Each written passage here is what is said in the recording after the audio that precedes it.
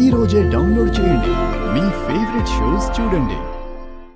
ఆ తులసి నీతో ఎలా కాపురం చేస్తుందో నేను చూస్తాను. దాన్ని శాశ్వతంగా నీకు దూరం చేయకపోతే నా పేరు కనిష్కనే కాదు.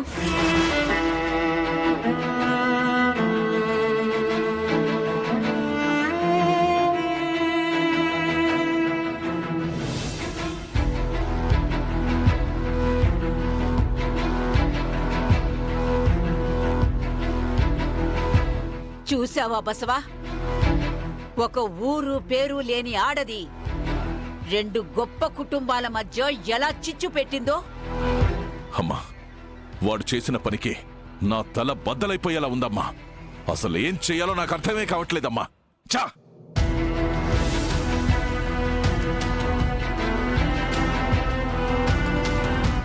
ఏంటి నీలిమా రమ్మన్నావు? ఇక వాళ్ళ సీన్ అయిపోయింది. ఇక మన సినిమా మొదలవబోతోందని చెప్పడానికే పిలిచాను. అవునా?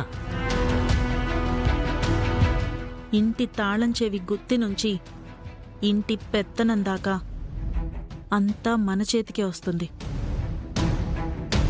నువ్వు జస్ట్ చూస్తూ ఉండంతే.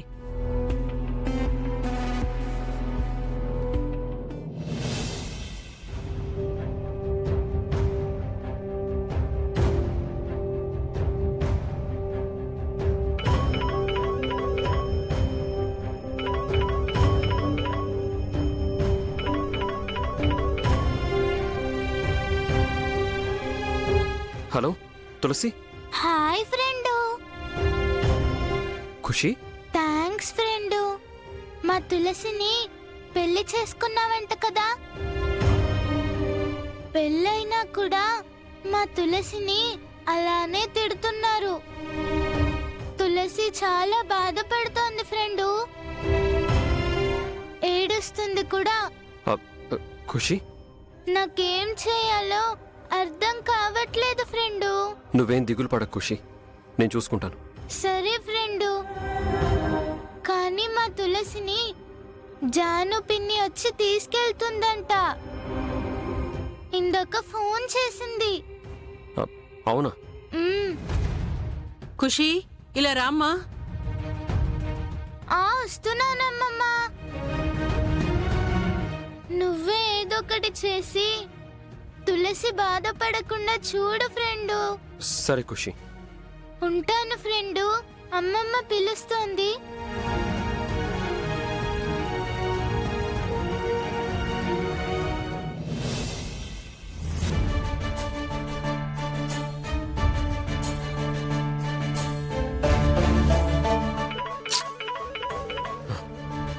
జై కాల్ చేస్తున్నాడేంటి?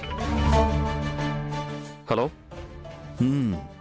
తులసి గారిని పెళ్లి చేసుకుని నాకు కో బ్రదర్ అయిపోయావుగా. Congratulations bro. Thank you. పెళ్లి చేసుకుని ఆ విషయం మీడియా ముందు చెప్తే సరిపోతుందా? తులసి గారిని పుట్టింటి నుంచి మెట్టినింటికి ఎప్పుడు తీసుకెళ్తావు? దాని గురించి ఆలోచిస్తున్నాను. వద్దు, ఆలోచించి టైం వేస్ట్ చేయొద్దు. త్వరగా తీసుకెళ్ళు. తీసుకెళ్ళిపోవాలని నాకు కూడా ఉంది, కానీ తెలుసుగా ఇంట్లో వాళ్ళెవరూ నాకు సపోర్ట్ చేయట్లేదు. ఎందుకు చేస్తారు? నువ్వేమన్నా వాళ్ళని ఒప్పించి పెళ్లి చేసుకున్నావా? భార్యకు కూడా తెలియకుండా పెళ్లి చేసుకున్న ఒకే ఒక్క మగాడివి కదా నువ్వు. సిట్యుయేషన్ అలా డిమాండ్ చేసింది బ్రదర్. ఇప్పుడు కూడా అలాగే అనుకుని ముందడుగువే.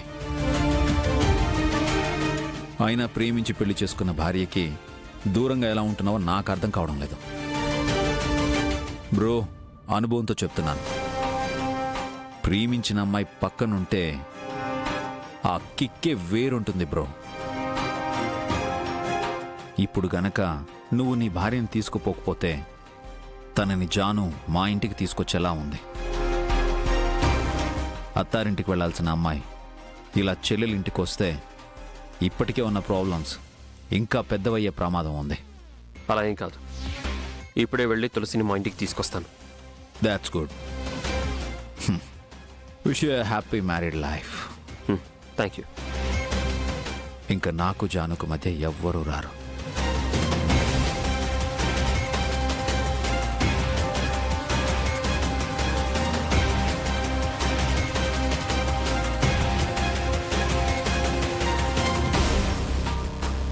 రై సిద్ధు,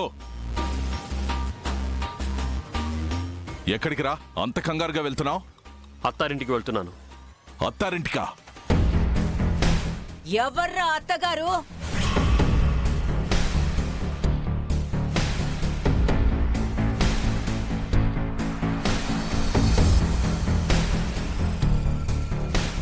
ఎవరా అత్తగారు?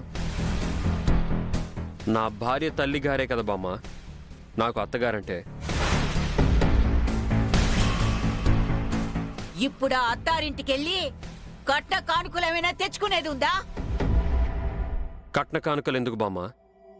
నిలువెత్తు బంగారం నా తులసి ఉండగా.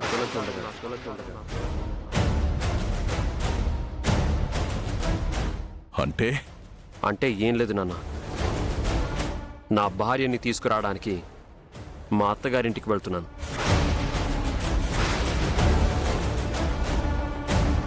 ఇప్పటిదాకా చేసింది చాలక ఆ దరిద్రాన్ని తీసుకొచ్చి ఇంట్లో పెడదామనుకుంటున్నావా? నిన్ను ఇంట్లోంచి అసలు బయటికి వెళ్ళనిచ్చేదే లేదు. నాన్న, ఇన్ని రోజులు మీరేం చెప్తే అది చేశాను. మీకు నచ్చినట్టుగానే ఉన్నాను.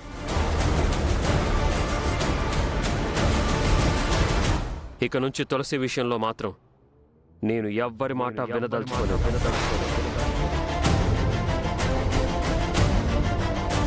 తులసి నీకు భార్య అని నువ్వనుకుంటున్నావేమో.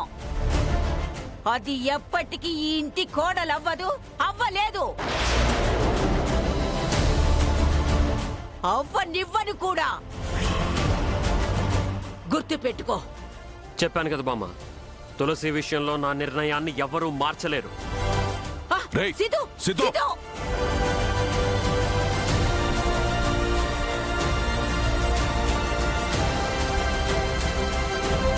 ఒరే బసవా, వీడా తులసిని తీసుకొస్తే గనక మన పరిస్థితి పెనల్లో నుంచి పొయ్యిలో పడ్డట్టే అవుతుందిరా.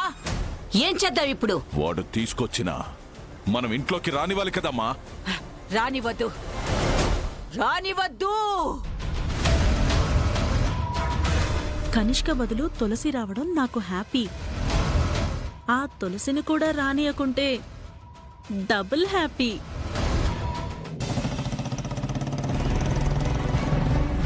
పెళ్ళైనా కూడా మా తులసిని అలానే తిడుతున్నారు. తులసి గారిని పుట్టింటి నుంచి మెట్టినింటికి ఎప్పుడు తీసుకెళ్తాం? అయినా ప్రేమించి పెళ్లి చేసుకున్న భార్యకి దూరంగా ఎలా ఉంటున్నావో నాకు అర్థం కావట్లేదు.